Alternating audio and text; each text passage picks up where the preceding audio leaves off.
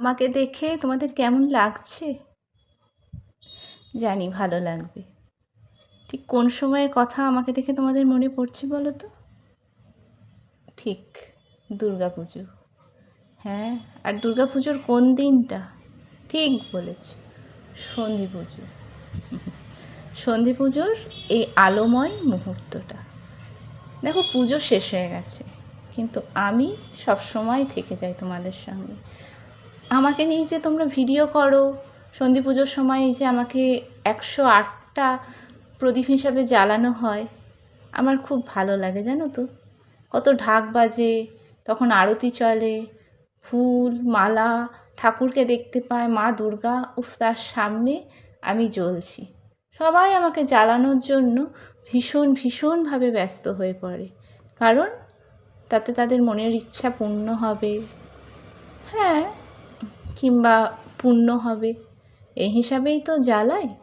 আমি খুব ভালো থাকি জানো।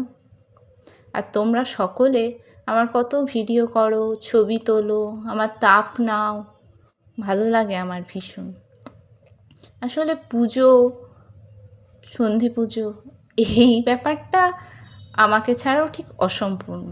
108 প্রদীপ ছাড়া সন্ধি পুজো হবেই না, হতেই পারে না।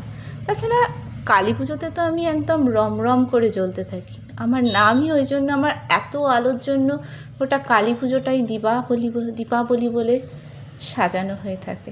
কি ভালো লাগে, সব বাড়িতে আলোয় আলোময়, প্রদীপ, আলো, উফ, ভীষণ ভালো লাগে।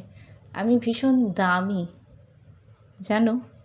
ঠিক, আমাকে সব সময় তোমাদের দরকার পড়বে, বাড়ির পুজোই হোক, আর দুর্গা পুজো, কালী পুজো, মা লক্ষ্মীর পুজো, মা জগদ্ধাত্রীর পুজো, সকল সময় তোমাকে আমাদের দরকার পড়বেই। হ্যাঁ, আমি তোমাদের সঙ্গে, সকলের সঙ্গে আছি। পুজো শেষ, কিন্তু রেশটা তো মিলাই না, আমি তোমাদের সঙ্গে থাকবো। এই ভিডিওগুলো যখনই দেখবে, পুজোর সেই রেশটা তোমরা ফিরে পাবে। ভালো থেকো সবাই, ঠিক আছে?